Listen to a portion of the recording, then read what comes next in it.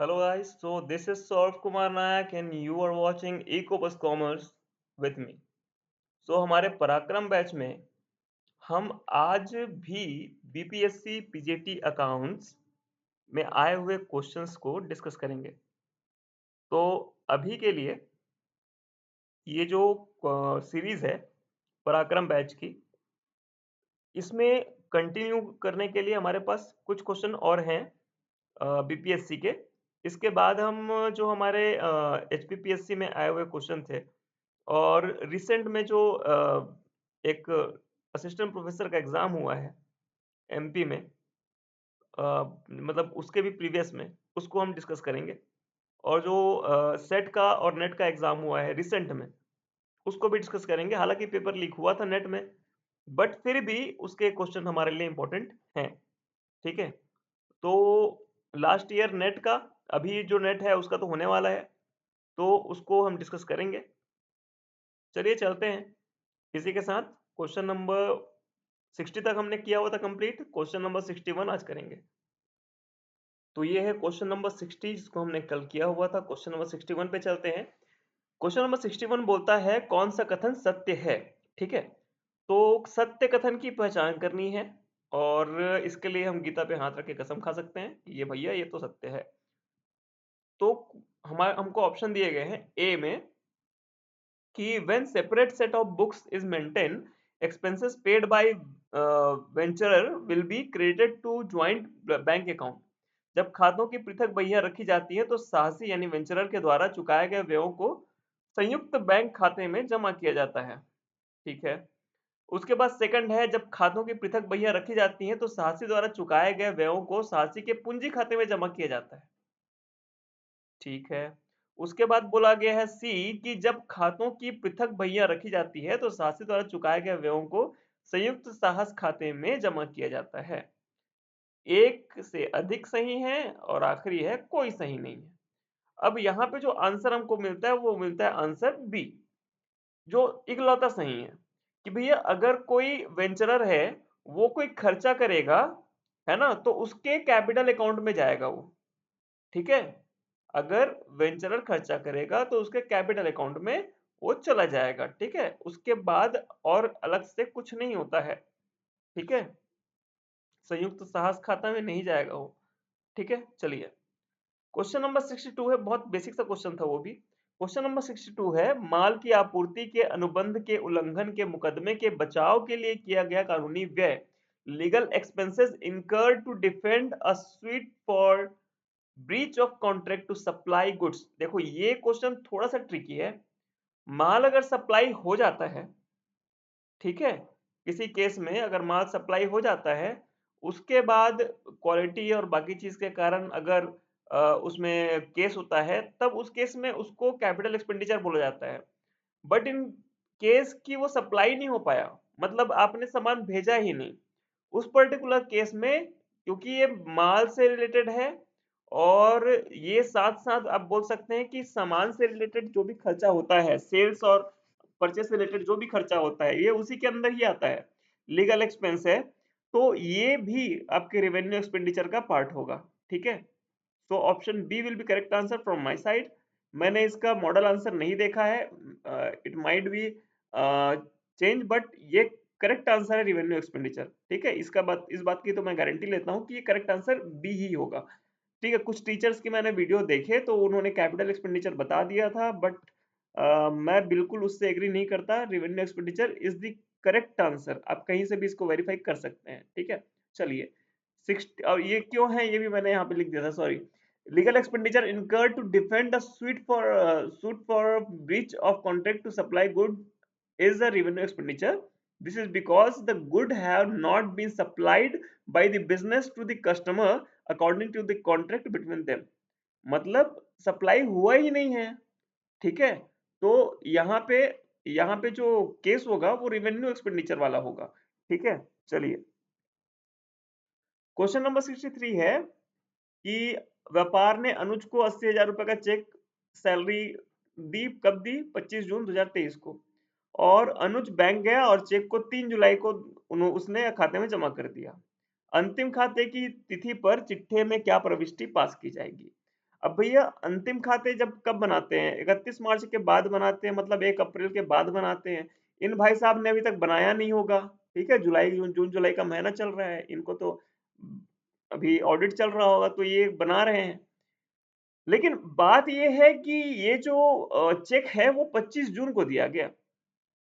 ये अप्रैल में नहीं या मार्च में नहीं दिया गया। अगर 25 मार्च को दिया रहता और 3 अप्रैल को उसने चेक जमा किया होता तो एक डिफरेंट केस बनता है। अदरवाइज ये तो बहुत सिंपल सा केस है कि इन्होंने पहले का पैसा, मतलब 31 मार्च के पहले का उसका ड्यू रहा होगा, तभी ये अंतिम खाते की बात कर रहा है। ठीक है, मतलब 31 मार्च के पहले जो अनुज है उसका सैलरी आउटस्टैंडिंग था, तो ये बहुत, अब तो सिंपल हो गया ये बात। तो यहाँ पे क्या होगा कि सैलरी अकाउंट डेबिट होगा टू आउटस्टैंडिंग सैलरी अकाउंट से। Option B will be correct answer. ठीक है, क्वेश्चन बस इतना सा था कि बिजनेस ने 31 मार्च के पहले अनुज को पेमेंट नहीं किया, तो एंट्री क्या होगी?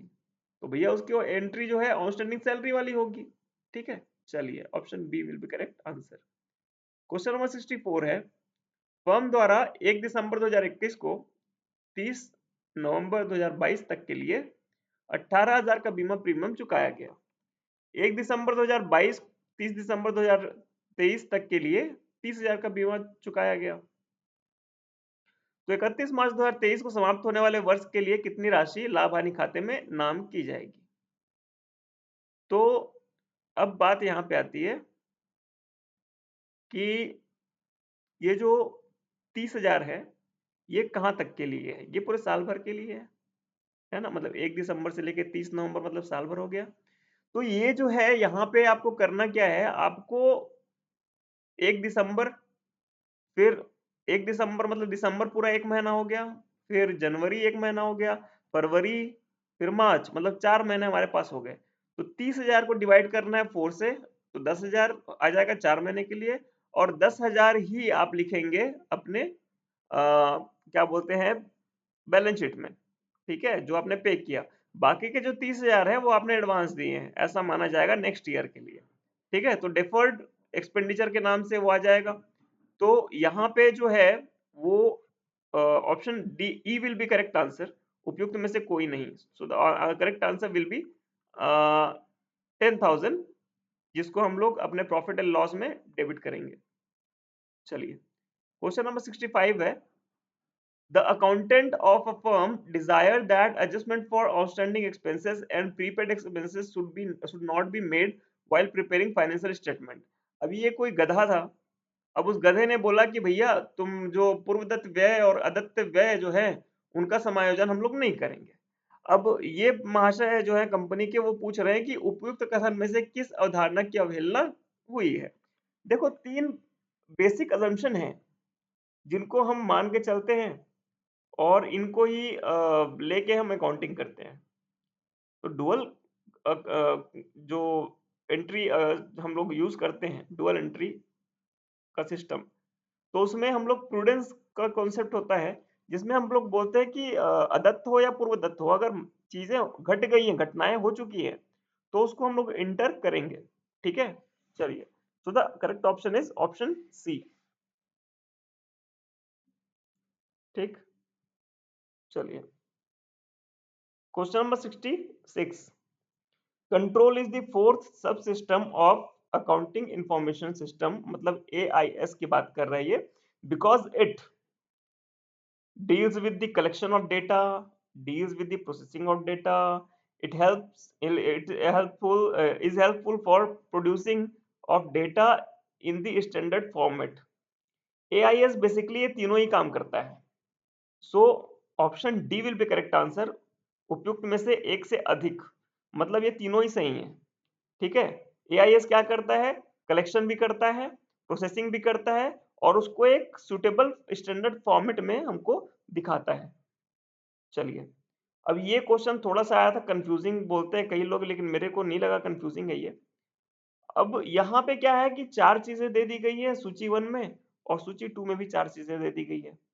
अब देखो, एग्जीक्यूटिव सपोर्ट सिस्टम क्या होता है, एग्जीक्यूटिव सपोर्ट सिस्टम जो होता है वो एग्जीक्यूटर्स को सपोर्ट करता है, और मैनेजमेंट इंफॉर्मेशन सिस्टम जो होता है वो मैनेजमेंट को सपोर्ट करता है, और डिसीजन सपोर्ट सिस्टम जो होता है वो जो हायर अथॉरिटीज होती है उनको डिसीजन लेने में सपोर्ट करता है।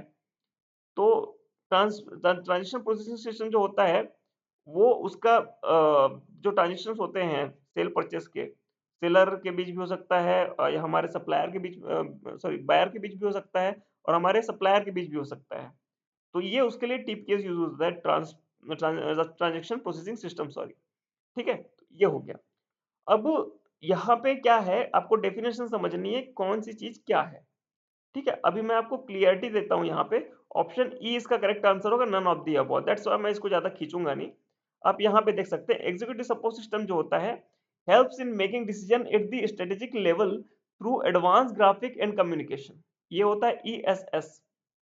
उसके बाद होता है मैनेजमेंट इंफॉर्मेशन सिस्टम, तो ये होता है मैनेजमेंट लेवल के जो लोग होते हैं उनको प्लानिंग, कंट्रोलिंग, डिसीजन मेकिंग, ये सब के लिए थोड़ा सा हेल्प प्रोवाइड करता है। डीएसएस या डिसीजन सपोर्ट सिस्टम जो होता है are the information system at the organization management level that combine data and analytical report to support decision. उसके बाद टीपीएस का मैंने बता ही दिया। ठीक है, चलिए क्वेश्चन नंबर 68 है, developing a software according to the needs and specifications of the user, this type of software is called। उपयोगकर्ताओं की आवश्यकताओं और विशेषताओं के अनुसार सॉफ्टवेयर विकसित करना इस प्रकार का सॉफ्टवेयर कहलाता है। भैया आप मुझे बोलोगे कि मेरे हिसाब से कर दो, कोई भी काम रहे, तो उसको हम क्या बोलते हैं, कस्टमाइज्ड। तो option A will be correct answer, बाकी के ऑप्शन पढ़ने की जरूरत नहीं है, बहुत इजी क्वेश्चन था। ठीक है, चलिए टेलर मेड सॉफ्टवेयर क्या होता है, टेलर मेड सॉफ्टवेयर मतलब ना जो सबके लिए वैसे ही रहता है, आप खरीद के उसको बदल सकते हो। जैसे कि रेडीमेड होता है ना, उसको आप टेलर मेड बोल सकते हो। रेडीमेड कपड़ा होता है, लेके आते हो ना, अपने नाप का लेके आ जाते हो, लेकिन फिर भी फिट नहीं बैठता, वो थोड़ा बहुत तो ऊपर नीचे रहता है, उसको बाहर से आप स्टिचिंग करवा लेते हो। सेम टेलर मेड है। रेडी टू यूज सॉफ्टवेयर होते हैं जो कि डायरेक्ट डाउनलोड कर लोगे, पूरी दुनिया के लिए सबका सेम रहता है। ठीक है, जैसे कि सॉफ्टवेयर डाउनलोड करें तो पूरी सबके लिए सेम है व्हाट्सएप, आपके लिए कोई स्पेशल बनाया नहीं जाएगा। ठीक है, चलिए, और कोई नाप के हिसाब से भी नहीं आता कि ये तेरा फोन बड़ा है तो बड़ा वाला सॉफ्टवेयर, छोटा है तो छोटा वाला सॉफ्टवेयर, नहीं। क्लियर है? तो रेडी टू यूज सॉफ्टवेयर जो होता है वो सेम साइज का होता है, सेम टाइप का होता है, सबके लिए सेम होता है। चलिए आगे चलते हैं। क्वेश्चन नंबर 69 है, जब अंश जब्त किए कर लिए जाते हैं तो अंश पूंजी खाता डेबिट किया जाता है। ठीक है, when share are forfeited the share capital account is debited। तो शेयर कैपिटल अकाउंट डेबिट किससे किया जाता है, तो वो किया जाता है आपके कॉल्ड अप अमाउंट से। जी हाँ, कॉल्ड अप अमाउंट से, पेड अप अमाउंट से नहीं किया जाता। आप जितना मांग चुके हो ना उतना आप लिखते हो। ठीक है, जितना पे हुआ है उतना तो आप फोरफिट करते हो। चलिए क्वेश्चन नंबर 70 है, which of the following statement is false. अब गलत वाला देखना है हमको। The receipt and payment account records receipt and payment of revenue nature only. ठीक है, ये तो सही बात तो नहीं कर रहा है ये, केवल रेवेन्यू नेचर के पेमेंट और रिसीव हम लोग लिखेंगे ऐसा तो नहीं होता। हम लोग तो सारे नेचर के जो होते हैं वो सारे के सारे लिख लेते हैं रिसीट एंड पेमेंट में, चाहे वो रिसीट हमारे लिए हो चाहे ना हो, किसी दूसरे का भी अगर हम पैसा अपने हाथ में लेते हैं तो उसको भी लिख देते हैं। सो ऑब्वियसली ये तो गलत है। और मजे की बात हमको क्या है यहाँ पे, हमको गलत ही देखना है। ठीक है, तो एक सेकंड में पॉइंटर चूज कर लेता हूँ। तो ये जो है ऑप्शन जो है ये गलत है। ठीक है, ये गलत है। तो अब ये जो है केवल आयगत मदे ही आय और व्यय खाते में दिखाई जाती है, ये बिल्कुल सही है। और वर्तमान वर्ष में अग्रिम अभिदाताओं को गैर लाभकारी संगठन में संपत्ति नहीं, ये क्या होता है, ये संपत्ति नहीं होता, ये होता है लाइबिलिटी, यानी कि दायित्व। तो लाइबिलिटी दिखाया जाता है। ठीक है, लाइबिलिटी दिखाई जाती है। चलिए, so only option first and third is wrong. तो यहाँ पे फर्स्ट है, ठीक है, यहाँ उसके साथ से लेकिन सेकंड है, तो ये तो गलत हो गया। ठीक है, 1 सेकंड में पॉइंटर चेंज कर लेता हूँ यार। ठीक है, बॉल पेन, ये तो गलत है, ठीक है। उसके बाद ये 2 एंड 3 ये भी गलत है, ओनली 1 ये भी गलत होगा। सर इसमें कई लोग डी करके आए हैं, more than one of the above, more than one of the above. देखो यहाँ पे डी नहीं होगा, रीजन क्या है, यहाँ पे लिखा गया है ओनली वन, ठीक है, वन ओनली, मतलब मात्र एक सही है। तो अगर इसको आप चूज करोगे तो डी चूज नहीं कर पाओगे, ठीक है। तो none of the above is the correct answer. First और थर्ड दोनों पॉइंट रॉन्ग है, ओनली सेकंड पॉइंट सही है, ठीक है। और हमको यहाँ क्या देखना था, हमको यहाँ फॉल्स देखना था, ठीक है, फॉल्स देखना था, राइट नहीं। चलिए, donation received for specific purpose, अब देखो स्पेसिफिक स्पेसिफिक पर्पस है, ठीक है, उसके लिए डोनेशन आपने ले लिया। जैसे कि आपने एक बिल्डिंग बनाने के लिए डोनेशन लिया हुआ है, तो क्या करते हैं कि जब बैलेंस शीट बनता है इन लोग का, तो यहाँ पे क्या होता है कि अलग से जो है लाइबिलिटी साइड में, ये वाला लाइबिलिटी साइड होता है, तो ये लाइबिलिटी साइड में इसको अलग से इस पर्टिकुलर इसको दिखाया जाएगा, ठीक है। तो ये क्या होता है, प्राप्त चंदा जो होता है पृथक खाते में जमा किए जाने चाहिए और चिट्ठे में दायित्व पक्ष में दिखाया जाना चाहिए, ये बिल्कुल सही है। आय व व्यय खाते में जमा किया जाना चाहिए, ये भी सही है। कहीं पर भी दर्ज नहीं किया जाना चाहिए, ये तो गलत है, ठीक है। उसके बाद उपयुक्त में से एक से अधिक, तो हाँ ये बिल्कुल सही है, क्योंकि यहाँ पे दो सही होंगे, that's why option D will be correct answer, और ये तो आप देख ही चुके हो, तो फिर कोई दिक्कत की बात नहीं है, ठीक है, ये भी गलत है। चलिए, निम्नलिखित में से कौन सा गैर लाभकारी संगठन है। देखो ये हो गया एचडीएफसी, ये क्या है, एचडीएफसी है, ये तो बैंक है। उसके बाद टाटा कंसल्टेंसी सर्विसेज यानी कि टीसीएस, ये भी अपने आप में कॉमर्शियल ग्रुप है। टाटा स्टील लिमिटेड, ये स्टील बनाता है बेचता है, ये भी एक कॉमर्शियल ग्रुप है। तो यहाँ पे उपयुक्त में से कोई नहीं। सर एनपीओ को या एनजीओ को पहचानेंगे कैसे, एनपीओ या एनजीओ को पहचानेंगे कैसे, जहां पे फाउंडेशन लिखा हो, जहां पे कोई संस्था लिखा हो, ठीक है, या यहाँ पे कोई स्कूल लिखा हो, या हॉस्पिटल हो, या ट्रस्ट हो, ये सारे आपके एनपीओ में आते हैं, ठीक है, नॉन प्रॉफिट ऑर्गेनाइजेशन में आते हैं। ओके, चलिए, option E will be correct answer.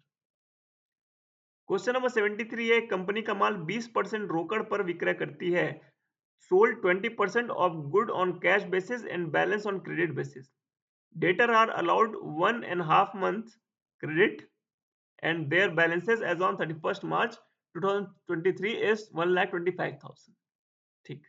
Assume that the sale is uniform throughout the year, credit sale would be, भैया ए इसका क्या होगा आंसर, आपका पहले सॉल्यूशन देख लो। एवरेज कलेक्शन पीरियड का फंडा लगेगा यहाँ पे 12 महीने बटे 1.5 महीने करोगे आपका जो आएगा 8 आएगा, ठीक है। अब 8 को डिवाइड करना है, तो 8 इज इक्वल टू क्या है, net credit sales divide by 1,25,000, और 1,25,000 मल्टीप्लाई बाय 8 करोगे, आपका आ जाएगा आंसर 10 लाख। तो जो 10 लाख है यही आपका करेक्ट आंसर होगा, ठीक है। Correct option is option B, ये गलत लिख दिए यहाँ पे, option B will be correct answer, ठीक है।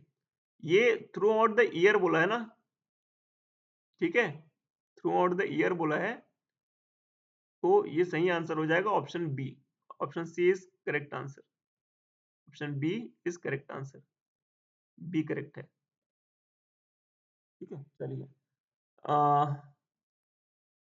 अंतिम स्टॉक की राशि क्या होगी। अब ये क्वेश्चन भी बहुत इजी है, मैं ज्यादा डिटेल में एक्सप्लेन नहीं करूंगा।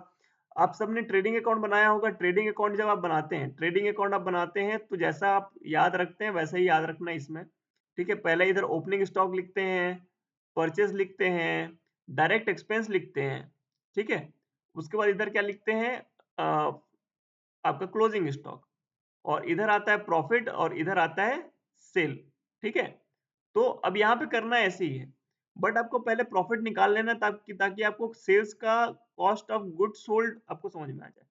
तो ये रहा उसका सॉल्यूशन, और सॉल्यूशन जो है, थोड़ा सा मेरा पेन का निशान आ गया यहाँ पे, चलिए थोड़ा सा करते हैं,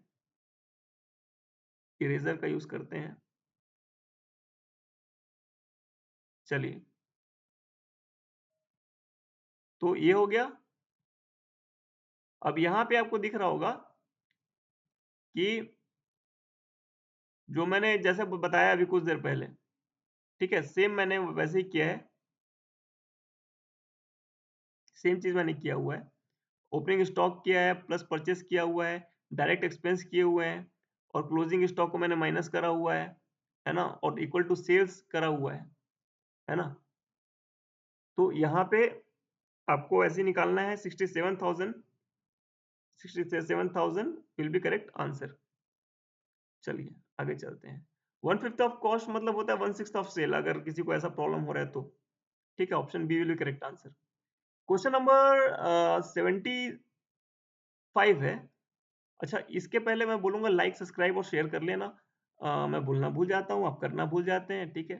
पिछली वीडियो में कल जो मैंने अपलोड किया था 60-70 कुछ व्यू आ चुके हैं, लेकिन लाइक केवल 5 या 4 हैं, और यहाँ तक आके फिर मैं भूल जाता हूँ और आप भूल जाते हो। ठीक है, चलिए आगे चलते हैं। वो आपकी मर्जी है, करें ना करें, ठीक है।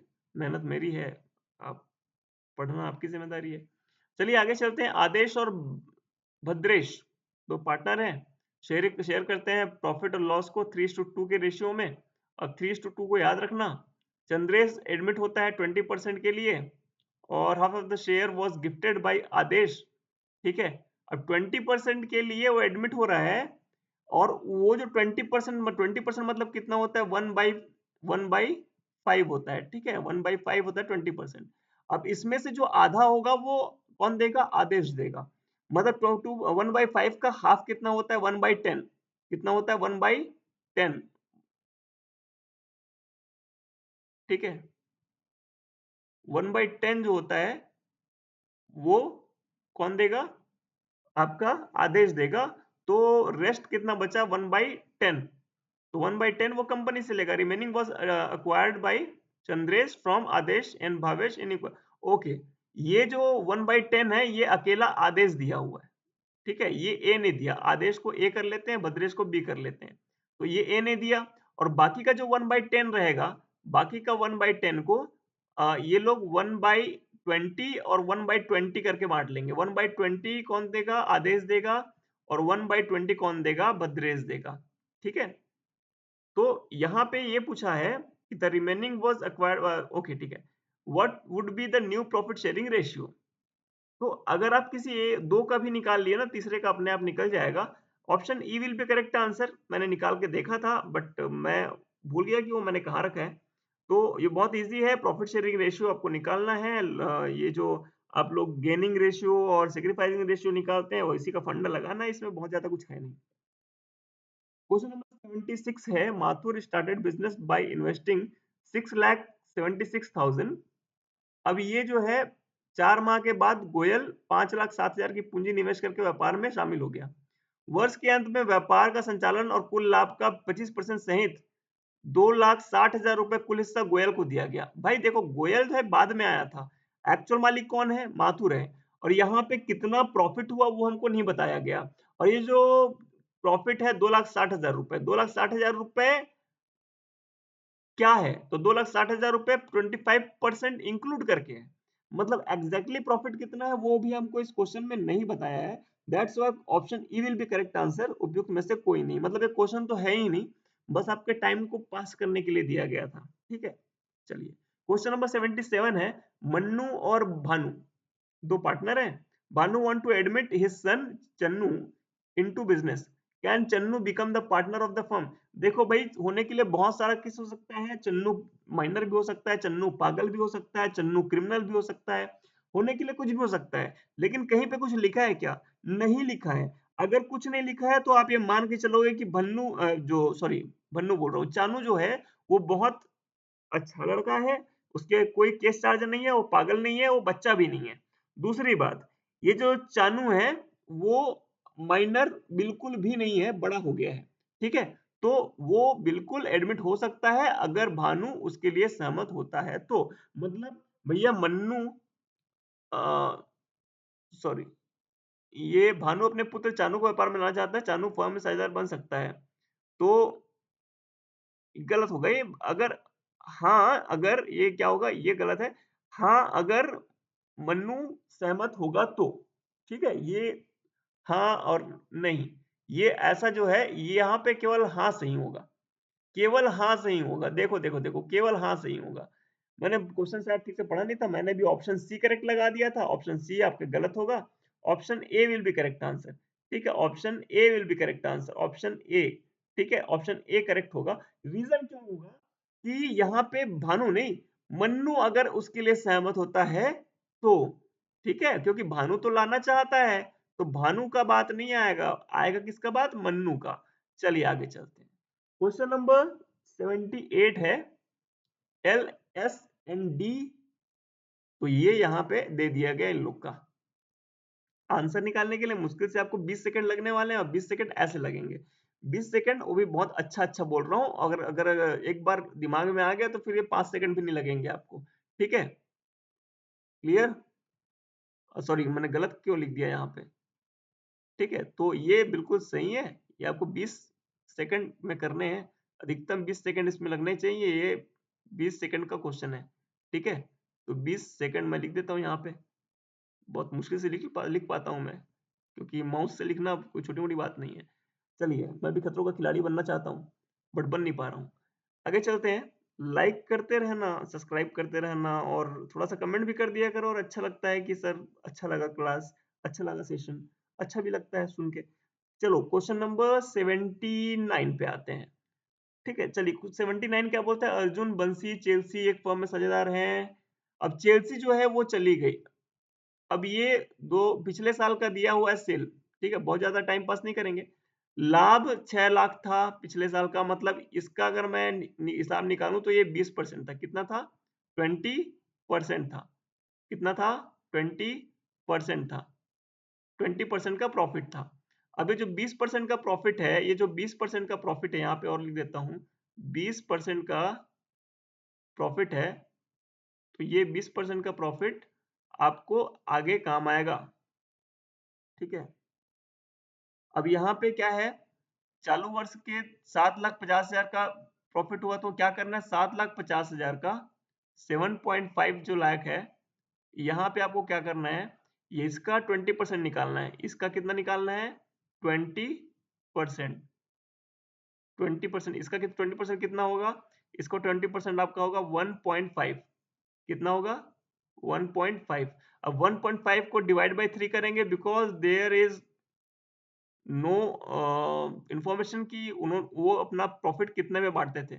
तो एक एक आदमी कितना मिलेगा, 0.5 मतलब होता है 50,000 रुपए। Option A will be correct answer. ठीक है, आखिरी क्वेश्चन करते हैं। हरण किए गए अंशों के पुनर्निर्गमन पर दी गई छूट किससे अधिक नहीं हो सकती। तो हरण किए गए अंशों पर प्राप्त राशि से अधिक नहीं हो सकती, यही किसका करेक्ट आंसर है। लाइक करना, सब्सक्राइब करना, और हो सके तो कमेंट करते हुए जाना। और थैंक यू यहाँ तक बने रहने के लिए। और अगर यहाँ तक बने हुए हैं तो इसका मतलब है कि आप पूरा देख रहे हैं। ऑल द बेस्ट आपको, किसी भी एग्जाम के लिए अगर आप तैयारी कर रहे हैं, ऑल द बेस्ट उसके लिए। Thank you so much.